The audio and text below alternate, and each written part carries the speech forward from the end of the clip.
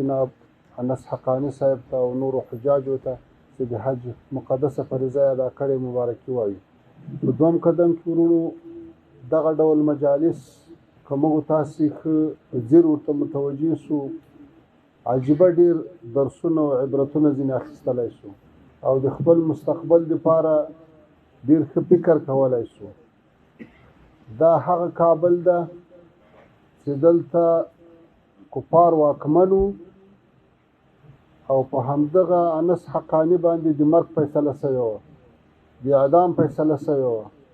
په همدې کابل کې ولچک او زولانه و، خو نن په همدې کابل کې تر ټولو هغه د لوی ویاړ او افتخار په منصب ناسته چې دوستان علما مجاهدین ورته د حج مبارکي ورکوي. وتلک الایام نداولها بین الناس.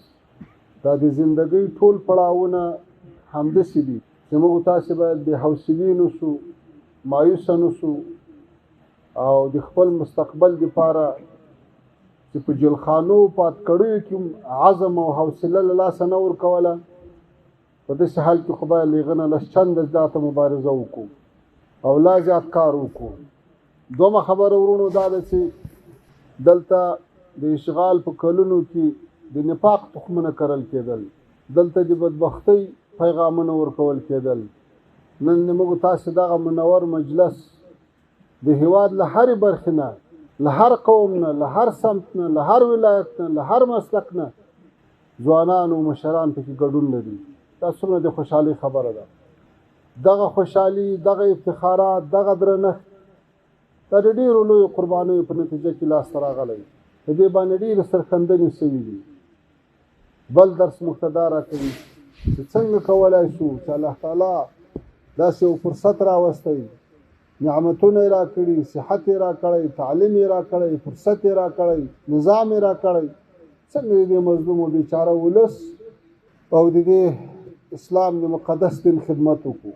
ورونو باور وکړئ که همدغه ناست مجلس په صحیح طریقه مټې راونغاړي او یو بل ته لاس ورکړي، د دنیا ډېر لوی لوی توپانونه به یې مخه ونه نیسي. نن الحمدلله د دغه اخلاص، اتفاق او د دې یووالي برکت ته چې دا اوس تازه اختر تېر شو د افغانستان په 4 ولایتو کې، کم و زیات 400 ولسوالیو کې، په زرهاوو کلیو کې یوه هم امنیتي پېښه رامنځته نه شوه. دا د خوب لیدل و. دا حتی د دنیا په نورو هیوادو کې هم نه ده پېښه شوې. څه معنا په یو 45 کلن جنګ ځپلي هیواد کې د جنایي پېښو سطح 0 ته راټیټول، دا د الله تعالی نصرت، د دې مسؤلینو صداقت او د دې ولس ملاتړ ده. خو دا ملاتړ دا داسې نه ده چې دا خلک د موږ په شکلو مین دي. دا ولس خدمت غواړي، دا وطن خدمت غواړي، دا دین خدمت غواړي. د دې فرصتو باید موږ تاسې ډېره ښه استفاده وکړو. داسې نن الله تعالی دا فرصت راوست چې پروسه کال 10,000 حجاج حج ته ولاړو، د حج مقدسه فریضه یې ادا کړه. سږکال 10,000 حجاج حج ته ولاړو، د حج مقدسه فریضه یې ادا کړه. له خپل ادرس ولاړو، له آزاد ادرس ولاړو او بېرته په افتخار خپل وطن ته راځي. همداسې د خدای تعالی موږ تاسو ته ډېر افتخارات را نصیب. ورونو د دښمن په دسیسو او پریبو باندې باید خطا نه وځو، کلک ودرېږو، عزم ولرو، همت ولرو او د هر شي دفاع وکړو. رقم تبلیغات دي.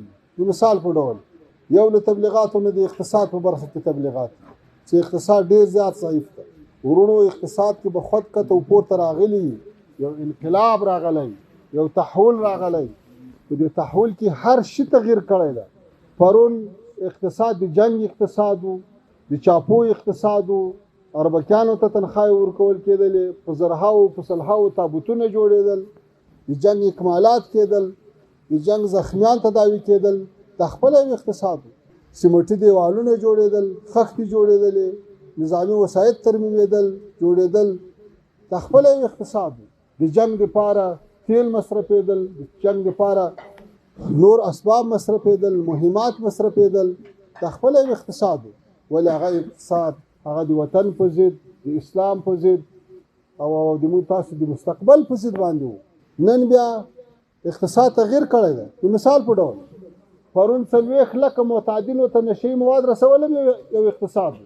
افغانستان چې د نړۍ په سطح د روینو د تاریاکو اول نمبر هیواد دا مې اقتصاد نن کته پوډریان ټولې تاریاک بندې تبن به اقتصاد ته تاوان نشي نن کته خپل سری جنگالي چې د خلکو له کورو له مالونو به په زور ججې اخیسته او پیسې به اخیسته کته بندې خو د اقتصاد ته تاوان نشي یوازې د موږ تاسو د بنديانو نه کومې پیسې دلته په مختلفو ادارو کې اخیستل کېدل او د خورانو په وطن کې پټي ورته خرڅول ځکه به خرڅولې نور ورونو زامنو به مزدوري کولې چې موږ قریب لبندر اخلاص 2000 او 4000 او 8000 او 1000 او 6000 ډالر رشوت ورکاو دا به اقتصاد خو نن الحمدلله هغه پیسې په یو برخه کې لګېدې هغه نن په پروژو لګېږي هغه نن په کوشتېپه لګېږي هغه نن په ورانو جاړو موټرو او نظامي وسایطو باندې لګېږي نو خود پر کوي مثلا پرون د هغه خیاط دکانګر مو سینکټایو د ریشي جوړول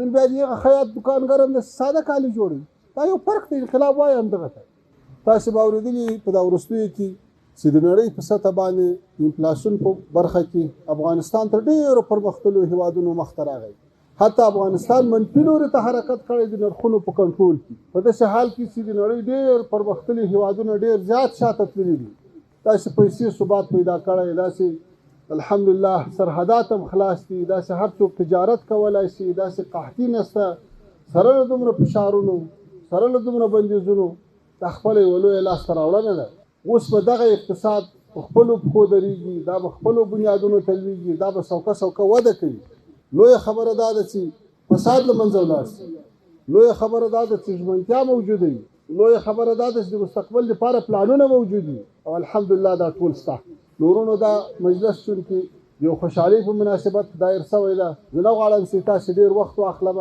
یو ځل بیا هم جناب خلیفه صاحب نه او انس حقاني صاحب او نورو د دې کورنۍ له غړو نه مننه کوو چې دومره ډېر دوستانو قریبانو انډیوالانو مجاهدینو علماو کارپوهانو سره یو ځای کړي یو له بل سره وینو د خوشحالۍ په فضا کې د ورورۍ په فضا کې دا ډېره د افتخار خبره ده الله تعالی دې موږ تاسو ته دا نعمتونه نه اخلي الله تعالی دې دا وطن هم په اقتصادي لحاظ آباد کړي هم په معنوي لحاظ هم په دینی لحاظ هم په اخلاقي لحاظ هم دې الله تعالی دې سیالانو سیال کړي دې وطن ډېرې قرباني ورکړي دي ډېرې منډې ورې سوي دي ډېرې پاکې وینې تویې سوي دي الله تعالی دې د هغو وینو د هغو قربانیو په برکت باندې زموږ تاسو خوشحالۍ او پراخۍ څو چنده نورې هم زیاتې کړي او الله تعالی دې دا وطن پاینده کې نورو مشکلاتو وساتي الله تعالی دې ټولو حجاج او حجونه قبول کړي او الله تعالی دې ټول هغه هیوادوال چې تر اوسه په حج کې نصیب نه ده سوی زموږ تاسو حاضر مجلس په شمول الله تعالی دې ټول نصیب وکړي